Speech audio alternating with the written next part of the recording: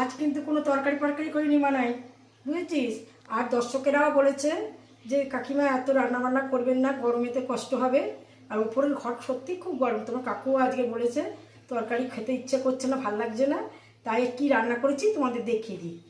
এসো, সাদা ভাত, আমাদের একটা সজনে গাছ আছে, তার পাতা একটু ভর্তা করেছি, সজনে পাতার ভর্তা। আর এই যে পাতলা মুসুর ডাল আম দিয়ে। হ্যাঁ, আম দিয়ে, কিন্তু গলা না, তুই খেতে পারিস না, ওই জন্য গলাইনি। এই যে আলু ভাতে পেঁয়াজ দিয়ে মেখেছি, আলু পেঁয়াজ ভেজেছি শুকনো লঙ্কা দিয়ে। আর হচ্ছে পেঁয়াজি করেছি। আর মাছ ছিল, মাছ ভেজেছি, মাছের ঝোল ফোল খেতে ইচ্ছে করছে না, ভেজেছি, যে যা খেলো খেলো। তারপরে ওই বব আছে, পিটু আছে, ওরা খাবে।